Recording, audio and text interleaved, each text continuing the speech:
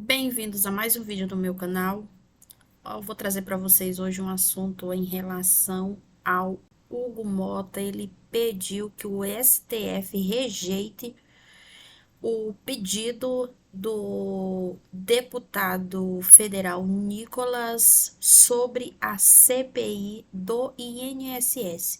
Eu vou trazer para vocês também um vídeo onde teve muita confusão durante uma audiência hoje uma sessão na Câmara dos Deputados em que o ministro Haddad estava, então teve aí troca de confronto aí entre Nicolas e o Essa. ministro. E Essa o sessão presidente ela da Câmara, Hugo Mota, pediu ao MSTF que rejeite o mandado de segurança apresentado pelo deputado Nicolas Ferreira, do PL de Minas Gerais, para forçar a instalação imediata de uma CPI para investigar as fraudes do INSS. A manifestação foi enviada ao ministro Luiz Fux, relator do caso. No texto, Mota afirma que não houve omissão ou retardamento injustificado da Câmara e que o requerimento apresentado por Nicolas está em análise na fila de 14 pedidos de CPI, obedecendo à ordem de protocolo. Lembrando que o regimento interno da Câmara permite apenas 5 CPIs funcionando simultaneamente. E lembrando também que na família do Hugo Mota não deve ter ninguém que vive dependendo de aposentadoria, né? Exatamente, Pavinato. Bilhões de reais foram roubados de milhões de idosos. Se esse tema não é prioridade para o presidente da Câmara dos Deputados, eu não sei o que é prioridade. O Brasil está sobrando dinheiro no Brasil. Nós estamos nadando em dinheiro. Estamos nadando. Não, mas não está. O que está acontecendo é o seguinte: ele está em articulação, né? O presidente da Câmara está em articulação porque até agora, em uma das emendas que deveriam ter sido pagas a deputados e senadores, o governo Lula conseguiu pagar ainda porque gasta muito mais do que ganha, né? Estoura dinheiro nas viagens com a esbanja e não consegue pagar nem emenda para os deputados e senadores. Então, está tendo toda uma articulação nos bastidores. O que nos chega são essas notícias já fabricadas, encaixotadas, empacotadas e entregues, de que existem 14 CPIs na fila. A verdade não é essa. A verdade é que está tendo uma movimentação por trás, né, para que o governo pague essas emendas para a Câmara e a Câmara não passe essa CPI do INSS, que é um rombo, é muito mais do que um mensalão, é a destruição do futuro do nosso país, dos idosos, do presente dos idosos e do futuro de todos aqui.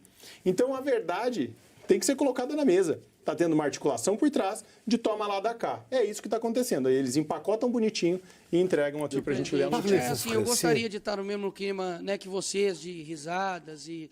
Enfim, parece que o Brasil realmente virou uma grande piada, né? Porque parece que está tudo bem, parece que o senhor é ministro da Suíça, parece que, de fato, vocês pintam um Brasil que não existe. Só que quem sofre lá na ponta não consegue dar essa risada. Então, assim, confesso, ficam exigindo de mim maturidade em diversos momentos, mas estão aqui, de fato, brincando de fazer política, pô. Estão brincando com a vida das pessoas. Afinal de contas, não são vocês, né? Que fala muito, né, sobre as pessoas mais necessitadas, quem mais vai ser impactado com isso, só que não está lá na ponta, para poder ver o preço de fato das coisas. E se fosse no governo anterior, estariam fazendo um alvoroço. Que problema se seja A ou B, a coisa não está legal. E a coisa não está legal e quem sofre as consequências são, de fato, as pessoas mais pobres, mais necessitadas desse país. Agora, é simples mesmo ficar rindo aqui. Ficar como se, não, está tudo bem, está tudo certo.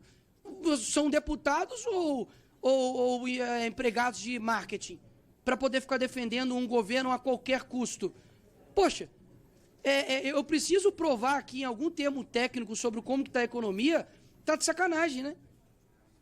É um imposto a cada 37 dias, é só aumento de imposto. Esse governo até agora não apresentou uma medida de corte, ministro. Uma medida do tipo, olha, nós vamos ter responsabilidade aqui, é o dinheiro das pessoas, sabe? Isso aqui impacta outras vidas, não é só quem está lá em cima, né? Como o senhor disse com o IOF, que é em cima só lá do... Como o senhor citou, perdão? Quem está em cima do apartamento, né? Lá sacado do apartamento. Ou seja, não é isso. São pessoas comuns que estão sendo, de fato, destruídas por conta de um governo que não tem nenhum tipo de responsabilidade fiscal. Por exemplo, quando você disse, peguei aqui, que o aumento do IOF e as coisas que mexem com o mercado financeiro apenas afetam moradores de cobertura, como se as pessoas de classe média, né, não conseguissem ter acesso a investimentos e como se o aumento de custo geral das coisas não impactasse os preços. O Brasil, por exemplo, tem a maior arrecadação do que a média do G7 e maior que a média dos países emergentes. Como que um governo pode ser tão... A palavra que me vem à mente é somente incompetente mesmo, de continuar com o rombo fiscal, aumento de imposto toda hora. Vocês têm um aumento recorde de arrecadação. Falou-se do governo anterior, não vou nem citar aqui para poder falar como se estivesse polarizando, mas o governo anterior, você sabe muito bem o nome de quem é, deixou um superávit de 54 bilhões, ok? 54 bilhões. No primeiro ano de 2023, foram um déficit de 230 bi. O que aconteceu? É culpa de quem? É culpa do governo anterior? É sempre deles. Então, de 24 ou 26 anos de governo que nós temos desde 2002, né? 18 vocês governaram. A culpa de tudo é só do Bolsonaro. Poxa, tá de sacanagem, né? Não tem nenhuma responsabilidade suas.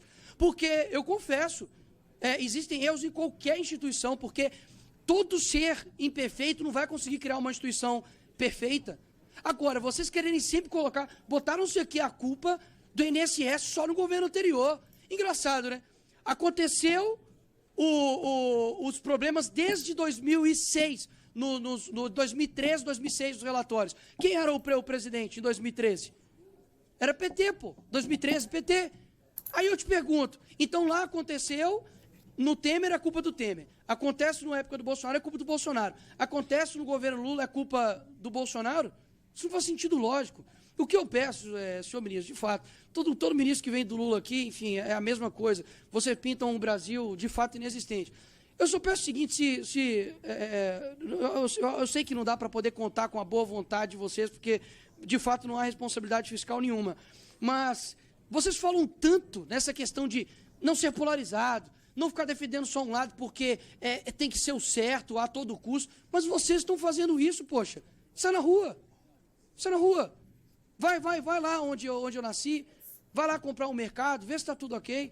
Poxa, realmente, isso aqui é um teatro muito gigantesco e sobre qualquer custo, vocês querem pintar uma imagem de um partido que tem destruído o Brasil. Lamento muito pelo clima aqui feliz, alegre, de deboche que está sendo feito. Só para concluir, presidente. 10 segundos. Só para concluir. 10 segundos. Obrigado, senhor presidente. 30 segundos, o senhor deu para todo mundo, fico feliz. 10 segundos. Não consigo estar nesse mesmo clima que vocês. Conheço a ponta, sei das realidades, vim de uma favela, Cabana do Pai Tomás, que eu sei a realidade, as pessoas não estão satisfeitas. O vídeo do Pix não é por conta de engajamento, não foi nada de Elon Musk, tá, que o senhor falou, foi nada de Trump, nada de Mark Zuckerberg que ajudou, não.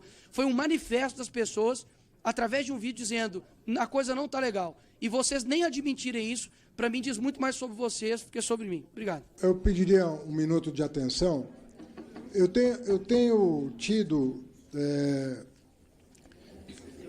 o ânimo de debater com os bolsonaristas. E eu não consigo debater. Eu não consigo debater. Em 2018, o Bolsonaro fugiu de todos os debates. Eu era candidato a presidente, estava no segundo turno, ele correu de debater comigo. Agora aparecem aí 2 deputados, fazem as perguntas e correm do debate. Acabaram de falar aí, e o Nicolas sumiu, é só para aparecer. Quer dizer, a pessoa fala, olha, agora eu tenho maturidade, eu não sou mais aquele personagem, agora eu sou um deputado para valer. Isso que eles sempre fazem. Quem lembra da confusão envolvendo a ministra Marina? Que eles causaram que teve todo o tumulto e no final queriam culpar os deputados porque ela era uma mulher. É só porque ela era mulher. Ele foi para responder as perguntas, mas a todo momento ele quis atacar, ele quis culpar, ele quis falar que era chamando o deputado de moleque, direcionando palavras pro deputado. O momento que era para ele responder as perguntas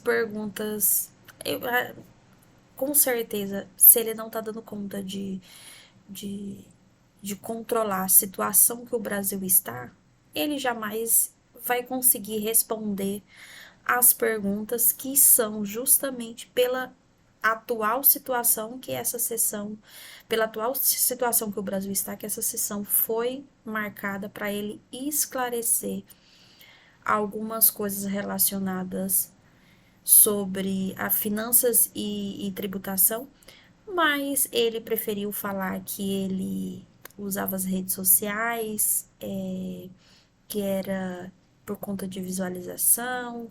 Quem lembra do vídeo dele do Pix aí que bateu milhões? Então, tipo, o tempo todo, em vez do ministro responder às perguntas, ele quis o tempo todo atacar quando ele não quis culpar o Bolsonaro foi presidente 4 anos.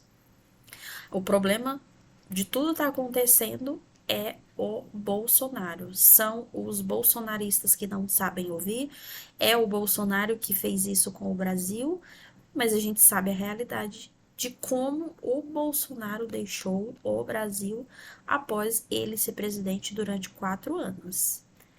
Então, mas para eles é muito mais fácil culpar o Bolsonaro de tudo por tudo que acontece.